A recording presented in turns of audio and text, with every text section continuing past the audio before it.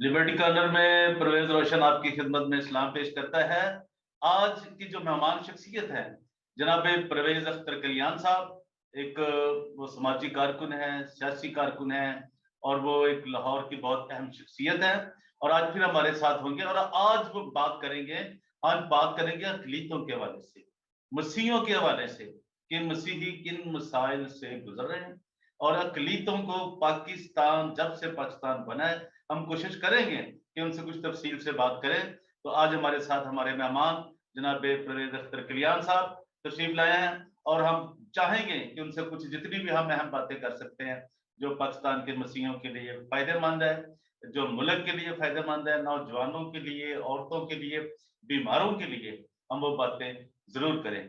तो मैं आपसे गुजारिश करता हूँ इससे पहले हम आगे बढ़े कि अभी तक जिन मेरे दोस्तों ने, प्यार करने वालों ने पूरी दुनिया से, जो कि मेरा YouTube चैनल है DGA BKK 2020, अगर उन्होंने सब्सक्राइब नहीं किया, लाइक नहीं किया, शेयर नहीं किया, वो जरूर करें और ये जो बेल आइकॉन का एक बटन है इसको जरूर पुश करें।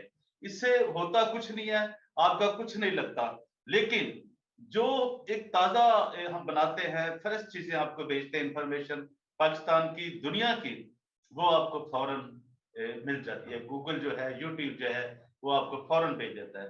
तो जनाब हमारे साथ आज हैं परवेज अख्तर कल्याण साहब जी। तो हम वेलकम करते हैं जनाब परवेज अख्तर कल्याण साहब को, हमारे प्रोग्राम लिबर्टी कॉर्नर में तशरीफ ले आए हैं।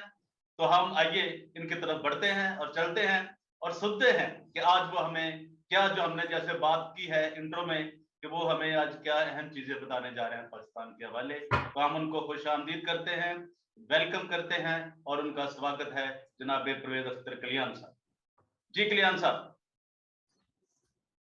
आज ही मैं खुदावन का शुक्र करता हूँ, कल का दिन अच्छा गुजरा, पूरी रात अच्छी गुजरी और जी आज का सारा दिन भी अच्छा गुजरा।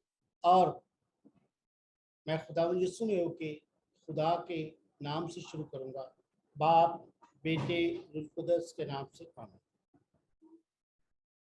प्यारे खुदावन, जलाली खुदावन, मेहरबान बाप, हमारे रहमतों के बानी है मेरे खुदावन, मेरे सच्चे खुदावन, मैं तेरा शुक्र करता हूँ। आज हमें मौका बख्शा कि हम दोबारा अपनी कौम के लिए, अपने लिए, प्यारे खुदावन जो भी बातें करें, खुदावन तेरे हजूर में प्यारे खुदावन हमें मसा कर दे। मेरे और रोशन साहब को जो वो क्वेश्चन करें वो भी प्यारे खुदावन तेरी तरफ से हमें मसा करके प्यारे खुदावन अच्छे अल्फाज पेश करे, जो कि हमारी कौम के लिए, हमारे लोगों के लिए एक अच्छा मैसेज हो। और प्यारे खुदावन हमें अच्छा इंसान बना दे, ताकि प्यारे खुदावन जो बाकी मादा ज़िंदगी है प्यारे खुदावन हम तेरे अच्छे कामों में गुजारें, अपनी कौम के लिए बेहतरी मांगे। प्यारे खुदावन पर मेरी दुआ है कि मेरे पाकिस्तान में जितने मसीही बहन भाई हैं और लीडरान हैं जो प्यारे खुदावन जो अपने लोगों का ख्याल नहीं रखते, प्यारे खुदावन उनके दिलों को नरम कर, ताकि प्यारे खुदावन ये लोग सिर्फ अपनी ज़ात के लिए नहीं, अपने कुंबे के लिए नहीं, प्यारे खुदावंद ये अपनी कौम के लिए दर्द रखें और प्यारे खुदावंद उनके साथ हों और प्यारे खुदावंद उनको अच्छी तरफ लेके जाए और उनके मफाद की बात करें और उनका हक दें। और प्यारे खुदावंद हम सब पे रहम कर, मांगते हैं तेरे प्यारे बेटे खुदावंद यीशु मसीह के वसीले से, आमीन। ऐ हमारे हालेलुया। बाप जो तो आसमान पर है, तेरा नाम पाक माना जाए, तेरी बात चाहता है, तेरी मर्जी जैसे आसमान पर पूछते हैं तुम कर, हमारे रोज की रोटी तो आज हमें दे, जिस तरह हम अपने कर्ज और बख्शते हैं तो हमारे कर्ज में बख्श, हमें इस्माइश में पढ़ दे बल्कि बुराई से प्यार, तो बादशाहत, कुदरत, जलाल हमेशा तक तेरा है, आमीन। बाप, बेटे, रूह कुदस के नाम से जी। Thank you. आपने बहुत अच्छा दुआ से आगाज किया, क्योंकि हम अपने खुदा के बगैर तो कुछ भी नहीं है, मैं कुछ भी नहीं हूँ तेरे सिवा। Thank you. तो प्रेस साहब, मैं आज आपसे ये जानना चाहूंगा कल्याण साहब कि पाकिस्तान की हिस्ट्री में और पाकिस्तान को बनाने में, पाकिस्तान के जो हमारे अबाव जदाद थे, जो क्रिश्चियन थे, मसीही थे, जिनके वोट से पाकिस्तान बना था, और ये जो पंजाब है जितना, ईस्ट का भी और वेस्ट का भी, यानी चढ़दा पंजाब और लहदा पंजाब, दोनों पंजाब, ये क्रिश्चियनों के वोट से मार्जे वजूद में आए थे।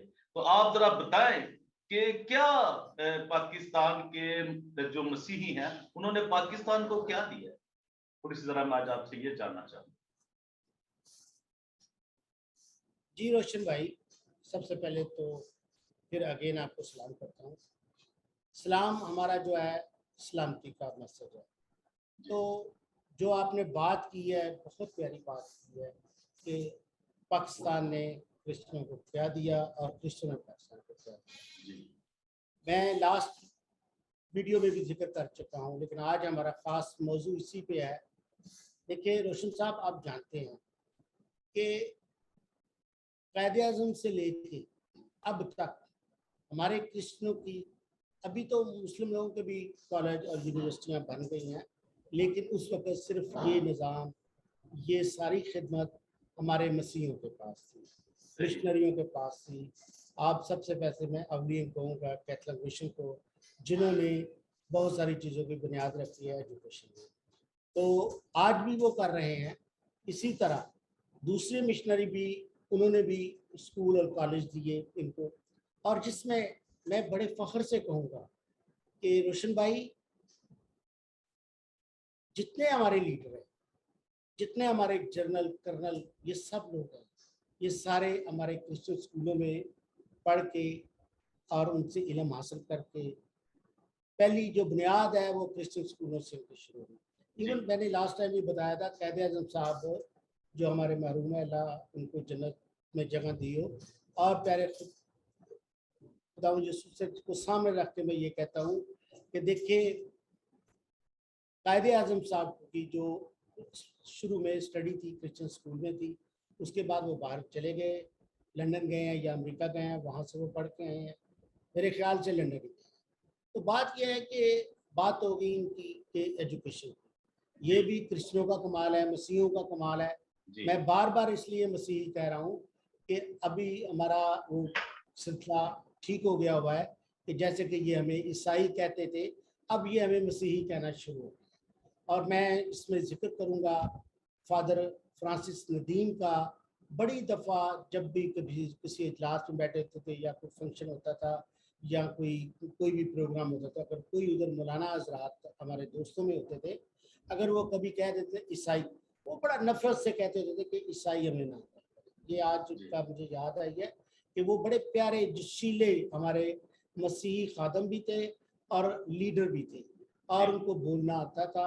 मैं तो उनके पाँव के खाक भी नहीं हूँ कि मैं उन जैसा बोल सकूँ या बात कर सकूँ। वो हमेशा कौम की बात करते थे। और अब मैं आ जाऊँ जो इन्होंने हमें दिया है। देखिए, हमने तो बहुत कुछ किया है इनके साथ। अब उसके बाद इन्होंने सवाए रसवाई के हमें कुछ नहीं दिया। आप देख लें, अभी जैसे इलेक्शन के हवाले से बात करें, अभी कल इमरान खान साहब की मैं बहुत इज्जत करता हूँ, मैं आज भी कहता हूँ, अपना अपना फेल है, कॉल है कि मैं मेंबर पीटीआई का हूँ, अब भी हूँ, लेकिन उन्होंने कहा तोहफे में दिया। ये तोहफा नहीं है, ये भीख है, ये हमें भीख मिले थे। एक वाकया मैं आपको बताऊंगा। इधर सलाब आया तो हमारे कुछ एमपी एमएनए गए असेंबली में, तो कहा जी हमें भी फंड दो। उस स्पीकर ने या जो बंदा देने वाला था उसने कहा भाई आराम से बैठे, हम पहले उनको देंगे जो वोट लेके आए हैं, आप तो भीख की सीट लेके आए हैं, वो जैसे तोहफे की बात करेंगे। तोहफा नहीं है, ये हमें भीख की सीट देते हैं, क्योंकि ये हमें पाकिस्तानी नहीं समझते। तो मैं ये गुजारिश करूंगा कि मैं आज ये बताना चाहता हूँ परवेज साहब, मैं अपने मसीहों को ही बताना चाहता हूँ, मैं कहता होता हूँ कि मैं पहले पाकिस्तानी हूँ, फिर मैं पंजाबी हूँ, तीसरे नंबर पे मैं मसीही हूँ। और जब हम अपने आप को पाकिस्तानी नहीं समझेंगे, हम इनसे अपना हक नहीं ले सकते। तो ये तो अपने मुसलमान भाइयों को हक नहीं दे रहे। आज आपने देखा होगा असेंबली में क्या मछली बेच रहे थे। इसी को जिस दिन इमरान खान साहब ने असेंबली को तोड़ा, आपने देखा होगा हमारी वो मोहतरमा मरियम सॉरी मोहतरमा मरियम औरंगजेब, वो आंसुओं से रो रही है कि असेंबली क्यों तोड़ दी। पहले कह रहे थे इलेक्शन करवाएं, अब रो रही है दूसरे लोग भी बड़े अफसरदा होकर निकले, पूरा पीपल पार्टी, उसके बाद शहबाज शरीफ, अपना जरदारी साहब, मौलवी साहब। ये मौलवी साहब वही है मौलाना फजल रहमान साहब के जो हमारे लिए, हमें याद होना चाहिए, आपको भी मुझे भी। इसके बाप ने 9 सितारे बनाए, फेल हुआ। हाँ जी, सवाए रसवाई की उसको कुछ नहीं मिला। अभी भी मैं आज बरमला कहना चाहूँगा कि इसको मौलाना फजल रहमान को कुछ नहीं मिला। दरअसल मैं आपको जो बात करना चाह रहा हूँ, थोड़ा सा मैं दूसरी तरफ चला गया, क्योंकि वो भी हमारा राइट है कि हम पाकिस्तानी हैं, हम उस पर भी बात करें, ज़रूर करनी चाहिए। लेकिन बदकिस्मती से शुरू में मुझे यादें हैं कि जनरल कर्नेलियस साहब की जो वफात है कब हुई थी, या वो पैदा कब हुए थे, और किस सन में वो चीफ जस्टिस थे मुल्क पाकिस्तान की, और उनकी बहुत सारी अच्छी बातें हैं। फिर वो वजीर कानून भी रहे हैं। उसके बाद आप बात कर रहे हैं जस्टिस AR कर्नेलियस साहब की? जी, चीफ जस्टिस थे। AR कर्नेलियस साहब जी, उनकी बात कर। चीफ जस्टिस AR कर्नेलियस साहब एक ऐसे शख्स थे, ऐसे इंसान थे, अच्छे इंसान थे। देखें, मुल्क पाकिस्तान में उनकी कोई जायदाद नहीं थी, और फिर फ्लैटिस होटल में वो क्याम गाते आखिरी दिन, ये था उनका घर। क्योंकि वो ना करप्ट थे, ना वो झूठे फैसले करते थे, क्योंकि वो मसीह के मानते, अपने खुदा से डरते थे। मैं नहीं ये कहता ये नहीं डरते, ये भी डरते हैं, लेकिन मैं इस बात को आगे लेके जाऊंगा। अब देखें, ये कौन सा कानून है, कौन सा आइन है जो लोग सौदेबाजी हो रही है, मंडी बाजार लगा हुआ है। क्या चीफ जस्टिस को ये नहीं पता कि ये हो रहा है? सामने तस्वीरें आ रही हैं, सामने सारा कुछ हो रहा है। 20-20 करोड़ दे खरीद रहे हैं, लोगों को परचेज कर रहे हैं। ये क्या निज़ाम है? आपके उधर थाईलैंड में भी ये निज़ाम है, या यूके में भी है, अमेरिका में भी ये निज़ाम है कि लोगों को 20-20 करोड़ दे के खरीदा जाए। अब बात यह है कि चीफ जस्टिस को ये याद नहीं था, सुप्रीम कोर्ट को, कि आप सबसे पहले, ये तो 5 दिन में फैसला हो गया इनका कि जी अदम एतमाद होना चाहिए। ये फैसला चीफ जस्टिस पाकिस्तान ने, सुप्रीम कोर्ट ने क्यों नहीं किया कि इन लोगों को जो लोटे हैं, जो पैसे लेके वोट दे रहे हैं, उनका क्या करना? अब आजू हिस्ट्री में ऐसा नहीं हुआ। अब आजू मैं एजाज आलम अगस्टियन साहब की तरफ, मुझे बड़ा फख्र था, क्योंकि मसीही सच्चे हैं, मुसलमान भी कहते हैं कि मसीही झूठी कसम नहीं खाते। ये पता नहीं भोला ठग, जिसको आप भी कहते हैं, पूरी दुनिया कहती है। मैं तो कहता हूँ कि अगर मेरे वो बुजुर्ग, इसके माँ बाप हयात हैं, इसका नाम भोला ठग ना रखते, ये बेईमान है। इसको बेईमान का लक़ब देना चाहिए। ना ये कौम के काम आया है, ना अपनी पार्टी के काम आया है। मुझे ये बता दे, जब का 3.5 साल में आया है, इसने किसी मसीह को कोई हमदर्दी की हो या किसी को जॉब पे लगवाया हो? उसके बाद अब शनीला रूत पे आ गया। शनीला रूत जिस जगह पे मैं रहने वाला हूँ, बाहर पुणे का, अब तो मैं वापड़ा टाउन में आ गया हूँ, बड़ा अरसा हो गया है। और शनीला रूत इससे भी बदतर है। पता नहीं उसने भी अंदर लिखाते दे दी हो, लेकिन वो होशियार है, वेरी इंटेलिजेंट है, कि उसने अपना आप शो नहीं किया उनके साथ बैठ के। मुझे शक लगता है शायद वो भी बिक गई है। लेकिन ना भी बिकी हो तो मैं उसके बारे में ये कहूँगा कि उस बंदी को भी आइंदा इमरान खान साहब को मैं मैसेज भेजता हूँ, अगर वो कभी ये सुन लें, या मैं कोशिश करूँगा कि ये जो हमारी वीडियो है उस तक जाए, और वो इस बंदी को भी फारग करे। क्योंकि जो बंदा अपने कौम का ख्याल नहीं रखता, अपने बच्चों का ख्याल नहीं रखता, वो किसी का कब ख्याल रखेगा? अपनी पार्टी का कब ख्याल रखेगा? तो ये बोले ठग ने हमारे मुंह पे, तमाम मसीहों के मुंह पे कालख मली। कालख हमारे ऊपर नहीं मली, हकीकत में कालख इसके मुंह पे, कहते ने इसकी शक्ल बद शक्ल है, काला है। काला बद शक्ल नहीं होता, बंदा अंदर से काला ना हो। लेकिन भोला ठग जो है ना, और भाई जी अंदरों भी काला है, बाहरों भी काला है, तो अंदरों भी काला है। इसको शर्म आनी चाहिए, इसको डूब के मरना चाहिए। इसको कहते हैं ना लोटा, नहीं, ये लोटा ले, उस लोटे में मुंह डूब के मर जाए, इसको जिंदा रहने का हक नहीं है। बहरहाल मैं AR जस्टिस कर्नेलियस साहब को सलूट करता हूँ कि उन्होंने हमारा सर फख्र से बुलंद किया हुआ है। आज तक तो कोई उंगली नहीं कर सकता। इसी तरह मैं आऊंगा कर्नल ट्रेसल, वो भी अच्छे रहे हैं। उसके बाद कर्नल सीसल एयरफोर्स में थे, उन्होंने अपना नाम कमाया। क्या वो बहादुर होता है? वो ऐसे गाजी थे जिन्होंने अपना जहाज भी बचाया और दुश्मन के कितने जहाज गिरा के वापस आ गए। सीसल चौधरी साहब, सीसल चौधरी, आज तक सीसल चौधरी का के नाम पे मैंने किसी जगह पे ना कोई रोड देखा बना हुआ और ना किसी जगह पे उसकी हिस्ट्री में कोई अच्छा कारनामा लिखा हुआ है। दरअसल हमारे मुल्क के पाकिस्तान में सिर्फ हमारी बदकिस्मती है कि हम यहाँ पैदा हो गए हैं। अगर आप सोचें कि ये हमें को हमारे हकूक दे तो नहीं देंगे। चलो मैं मानता हूँ वो तो चलो मुसलमान हैं, जो लोग हैं वो तो हमें नहीं दे रहे। मैं अब अपने लीडरों की तरफ आऊँगा, ये जो हमारे दूसरे लीडर हैं, और मैं आपको बड़े वसूख से कह रहा हूँ परवेज साहब, ये जो लोग हैं, जितने भी आप मुझे एमपीज एमएनए निकाले, सिर्फ 2 एमपीए एमएनए थे जिनके पास गाड़ियां थी एमएनए एमपी होने से पहले। वो कौन से? मार्टनपुर से तारक सी कैसर और रुस्तम सी कैसर, ये दोनों भाई थे। फिर उनका भतीजा भी था हारून, शायद उसका नाम है, वो भी रहे। इनके पास अपनी गाड़ियां थी। बाकी मैं बड़े वसूख से कहता हूँ, और इनको पता भी है सारे, इस सारे जिनके अपने घर नहीं थे, कई लोगों के तो घर बिल्कुल छोटे छोटे थे और वो उनके पास टूटी हुई मोटरसाइकिलें थी, और ये इस हैसियत में थे। और आज उन्होंने भी अपने खानदान का थोड़े बहुत, 1-2 बंदों को खानदान का कुछ किया है, बाकी उन्होंने अपने घर का किया, अपने घर बनाए हैं, अपनी कोठियां ली हैं, अपने लिए गाड़ियां ली हैं, क्योंकि इनके पास पहले गाड़ियां नहीं थी, इनको अवाम की फिक्र नहीं थी। ये सिर्फ अपनी गाड़ियों के लिए आए थे, अपनी भूख मिटाने के लिए आए थे। अब कामरान माइकल की बात कर लें। अब कामरान माइकल ने जो उसके बड़ी मामा से बच्चे थे, उनके लिए कुछ नहीं किया कामरान माइकल साहब ने। जो उनके मामा से बच्चे थे, क्योंकि ये इनके वालिद साहब हैं, हमारे बुजुर्ग हैं, माइकल साहब सेकंड शादी जी। तो उसमें से जो बच्चे हुए हैं कामरान के सगे भाई, उनको प्रमोट किया।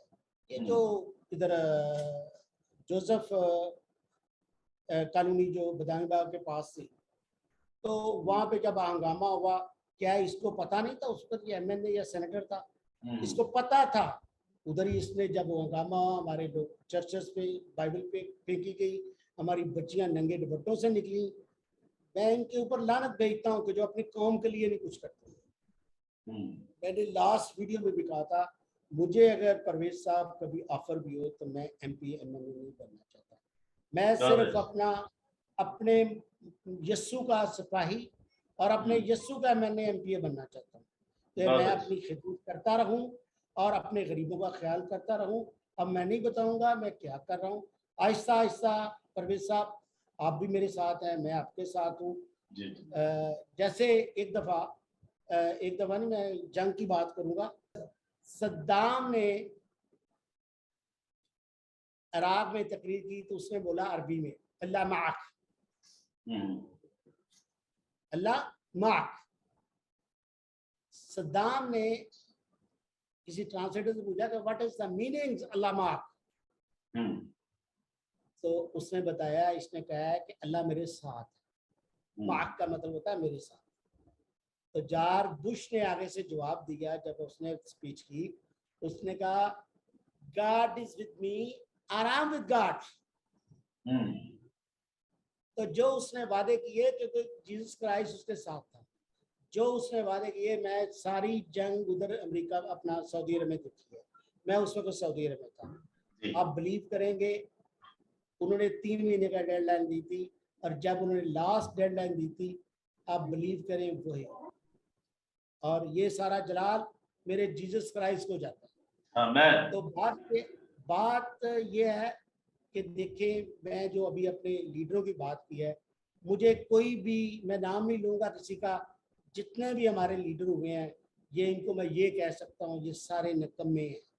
अपने घर को की तरफ देखा है, इन्होंने अपनी कौम की तरफ नहीं देखा। और मैं चाहता हूँ कि अब हमारे को लीडर आए, हमारा को लायामल तैयार होना चाहिए कि या तो हमारे को बिशप हज़रात कमेटी बने, थिंक टैंक बने, जिसमें एप्लीकेशन ली जाए। ये हमारी हुकूमत हमें सिलेक्ट ना करे, हमें एक्चुअली इसकी सिलेक्शन है हमारे कुछ लोग दानश्वर, उसके बाद बुजुर्ग लोग और हमारे बिशप हज़रात को कमेटी बने। जो बंदा आइंदा से MPMNA बने उसका ख़ानदान देखा जाए, उसके काम देखे जाएं कि वो अपनी कौम के लिए क्या करता है, क्या करना चाहता है, क्या वो इन जैसा बेईमान तो नहीं है। तो दोस्तों बात यह है कि मैं अपने मसीहों को ये मैसेज करूँगा कि इनसे आप तो ना रखें। रह गई बात पाकिस्तान की, हाँ मैं एक बात भूल गया हूँ कर्नल AR कर्नल साहब की, जो हमारे चीफ जस्टिस थे, वो पाकिस्तान क्रिकेट बोर्ड के चेयरमैन भी रहे शुरू में जी। ये भी आजाद, ये क्रेडिट उन्हीं को मिला, लेकिन उन्होंने ये नहीं किया कि हमारे क्रिश्चियनों को उस टीम में ले आया, जो मेरिट पे आया उसको रखा। अब देखिए कि जैसे मोहम्मद यूसुफ की बात है, तो भाई इसको तो सिर्फ मजहब का पता ही नहीं, सिर्फ ये बाप बेटा करना आता था, इसको बाइबल मुकद्दस के मुतल्लिक नहीं पता। और मैं आपके नॉलेज में इजाफा कर दूं, इसको बहाल कराने वाला मैं, मेरा अदारा था, वहां पे ये आया, बहुत सारे लोग, फादर फ्रांसिस नदीम भी थे और लोग भी थे, बहुत सारे लोग जिंदा हैं अभी जो इसके गवाह हैं। ये यूसुफ को वकार यूनुस ने चूड़ा था, ये कीनिया गया हुआ था, तो मेरा उस वक्त अदारा था वापडा टाउन में, तो वहाँ पे डॉक्टर अजमल न्याजी साहब आए हुए थे, तो हमने किसी और से ओपनिंग करवानी थी। तो जब इसका मुझे पता चला कि इसकी तस्वीर करके पाकिस्तान भेजा गया है, इसको मैंने कॉल की, फादर फ्रांसिस नदीम ने कॉल की, यूसुफ आप इधर, अगर यूसुफ सुने तो ये बात बताए लोगों को कि परवेज़ अख्तर कल्याण ने इसको बहाल कराया था। तो कैसे हुआ था, मेरा कोई कमाल नहीं था, मेरे जीज का कमाल था। वहाँ पे डॉक्टर अजमल न्याजी बैठा हुआ था, उसने फिर इसके ऊपर कालम लिखा था, यूसुफ यूहन्ना कीनिया से अरुमा के एक सेंटर था। फिर आगे उसने अपनी तारीफ की थी, लंबी बात हो जाएगी क्या लिखा था, उसने बहुत अच्छे लफ्ज़ लिखे, जिस पे उसके कालम पे वकार यूनुस को निकाल दिया गया। तो बात यह है कि आप अगर कहें, सबसे पहले तो मैं ये कहूँगा कि जो हमारे परवेज साहब लीडर है ना, ये निकम्मे हैं, ये घर से भूखे आते हैं, इनको सिर्फ लालच होता है, लाएं अंगूठा लगाना तो अंगूठा लगवा लें, साइन कर। मेजोरिटी तो इनमें अनपढ़ है, 2-3 MPMNA हैं जो पढ़े लिखे हैं, बाकी हैं। अब ये भी बोला ठग भी था, ड्रॉसमैन था, नक्शे बनाता था, गांव में कितने नक्शे के कितने पैसे मिल जाते हैं, 2000 इधर आके इसको बड़ी बड़ी ऑफर्स हुई, बड़े लोगों से इसने कहा है। अब मैं मेरे भाई हैं वो अनवर फजल या शौकत फजल, मैं पहले उनके खिलाफ था, लेकिन खुदावंद ने मुझे ब्लेस किया कि भाई इनके हाल तक छोड़ो, मैं उसके बाद उनके खिलाफ नहीं बोलता। आपसे भी मैंने गुजारिश की थी कि भाई हम अपना काम करें, अच्छा किसी के ऊपर तनकीद ना करें, और अब भी आइंदा भी नहीं करेंगे। मैंने आपके आगे भी रिक्वेस्ट की हुई है कि हमें किसी को तनकीद करें। आज भी हम तनकीद करने नहीं बैठे हुए, आज भी हम इनकी सलाह कर रहे हैं, खुदारा जो MPMNA आए वो अपना ज़मीर ना बेचे, अपने लोगों का भी ख्याल करें। जी सर बहुत अच्छा आपने आज हमें बताया है, कुछ हिस्ट्री के वाक़यात आपने बताए, कुछ गुजरे दिनों के वाक़यात बताए, फिर आपने इमरान खान साहब के ऊपर भी बात की, फिर आपने ये जहाज आलम अगस्टन कोला ठग की बात भी की, और शनीला रूथ साहबा की भी बात की, मोहतरमा की, कि बहुत मतलब आज आपने बहुत कुछ चीज़ें बताई हैं, और ख़ास तौर पे जो आपने, और जो नए लोगों को, मेरे सुनने वालों को जो आपने बात बताई है, वो बड़ी अहम बात बताई है जस्टिस साहब के हवाले से, क्योंकि जितने भी सुप्रीम कोर्ट के जज आए हैं, ये सिर्फ एक ये है, एक और साहब है, उनका मैं नाम नहीं लूंगा, यहाँ वो फोरम नहीं है उसके लिए भी, जिन्होंने करप्शन नहीं की, जिनके ऊपर कोई भी एक उंगली नहीं उठ सकती। ठीक है, मैं कंजूस आदमी नहीं हूँ, लेकिन यहाँ का जो मेरा आज का जो टॉपिक है वो सिर्फ एक कर्नेलियस साहब के हवाले से मैंने आपसे दरखास्त की थी, तो हम आपके बहुत शुक्रगुजार हैं कि आपने कार्नेलियस साहब को जो बात आपने उनके हवाले से बताई है और जो आपने बात की है करप्शन के ऊपर, हमारे जो मसीही हैं ये किस तरह, ये ठीक है पाकिस्तान में गुर्बत है, ये गरीब खानदानों से आते हैं, चलिए वो पार्टियों में चले गए तो फिर उन्हें अपना ही वो ख्याल करते हैं, लेकिन मसीही कौम के हवाले से उन्हें कुछ याद नहीं रहता। जी प्रवेश साहब, आप कुछ कहना चाह रहे हैं? मैं एक बात भूल गया था अयोध्या के बारे से। जी। आज से 2 महीने पहले मैं मॉडल टाउन कचहरी में ये ऑन एयर बात कर रहा हूँ और हकीकत बताने लगा हूँ। दरअसल ये इस मुल्क में हमारे क्रिश्चियनों को ये सब अभी तक भी ऐसा ही समझते हैं कि जैसे ये बहुत वही पहले वाले क्रिश्चियन। अब खुदावंद का शुक्र है कि हमारे क्रिश्चियन पढ़ लिख गए हैं, इनके अंदर सूझबूझ है। 2 महीने वाकया ये हुआ कि मैं मॉडल टाउन कचहरी में मैं अपने किसी तारीख के हवाले से गया, तो वहाँ पे जज साहब जो थे मोहम्मद हुसैन मॉडल टाउन कचहरी। तो आज मेरा कुछ काम था, मैं होके चला गया। वो कहने लगे कि आप शाम को मुझे कॉल करते हैं, उनका प्रोविजन ऑफिसर मुझे कॉल करता है, जी आपने कल आना है। मैं कहता कल हो तो मैं गया हूँ, तो आप मुझे फिर कह रहे हैं कल आना है। कहता है जी नहीं, जज साहब ने मुझे बुलाया है। मैं कहा ठीक है जी जज साहब। मैं गया हुआ था जी उपाड़े, मेरे एक दोस्त है राय शबीर है, उसके भाई की डेथ हो गई थी, एक्सीडेंट हुआ था। मैं आज भी कहूँगा बहुत बड़ी मतलब कि जो बात थी, क्योंकि यंग बच्चा था 30 साल का। तो मैं फिर नहीं रह सका, मैं फिर उपाड़े गया हूँ। दफन तो हो गए थे लेकिन फिर मुझे अगले दिन जाना पड़ा। तो मैं वहाँ बैठा तो उसने कहा जी आपने आना है। सर मैं सर आ गया। अगले दिन मैं पेश हुआ। मैंने जज साहब को सिर्फ इतना बोला कि जी मैं कल जब आया था तो ये सारा कुछ हो तो गया था, अंगूठे भी मैंने लगा दिए, साइन भी मैंने कर दिया। तो मैं सर मैं उपाड़े गया हुआ था, किसी की डेथ हो, मुझे उसका वे ऑफ टॉक इस तरह का था, कहता तू मेरी तरफ से मर जा। मैंने कहा तो डेथ हो गई। तो कहता तू मर जा मेरी तरफ से। मैंने कहा कुछ तमीज़ करें, आप माशाल्लाह जज हैं तो आप कुछ ख्याल से बात करें, आप ऐसा ना बोले ऐसा। एनी हो, फिर मैंने MIT उनका एक अदारा है हाई कोर्ट के अंदर, मैं वहाँ गया, मैंने उसके खिलाफ एप्लीकेशन दी है। और उस एप्लीकेशन में मैं बकलम खुद था वो एप्लीकेशन। तो मैंने नीचे लिखा कि मुझे जज साहब उस वक्त ऐसा लग रहा था कि जैसे वो जज साहब नहीं है, वो किसी गांव का चौधरी बैठा, जिस तरह वो बदतमीजी कर। एनी हो, वो दरख्वास्त देती है। अब मैं बात ये करना चाहूँगा लास्ट में, ये एक तो हमें मसीही समझ के थाने में जाएं कोई या अदालत में जाएं, ये हमारा जब नाम देखते हैं, मेरा नाम तो परवेज़ अख्तर कल्याण है लेकिन वालिद साहब का नाम नज़ीर मसीह है, तो ये लोग फिर हमारी कौम को बड़ा समझते हैं कि ये कुछ भी नहीं है। फिर मैंने उसको बताया, MIT में गया।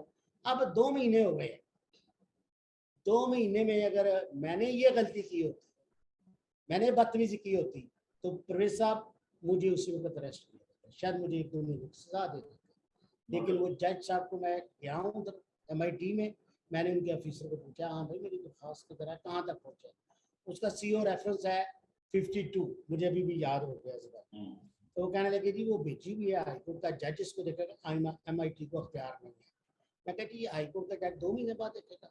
मैं हैरान हूँ कि ये जो फैसला है आज हुआ है, मैं ये नहीं कि इमरान खान के साथ खड़ा हूँ, खड़ा भी देखिए, ये फैसला 5 दिन में आ गया है, लोगों को पैसे दिए हैं, वो 5 दिन में फैसला नहीं हुआ। इनको हाईकोर्ट के आइन को, हमारी अदलिया को ये नहीं समझ आ रही कि भाई ये जो काम है, ये गंद है, ये गंद किसने मकाना है, मैंने खत्म करना है, आपने करना है, या हमारी अदलिया ने करना है, हमारे पार्लियामेंट में करना है। तो कानून बनाए, जो बंदा ऐसा करे उसको सजा दी जाए, उसको दोबारा MP, MPA, MNA इलेक्ट ना किया जाए, उसके लिए कोई बात नहीं थी। और जो मैंने अपनी बात की है, अब 2 महीने हो गए हैं, उसकी कोई मेरी दाद फरियाद नहीं सुनी गई।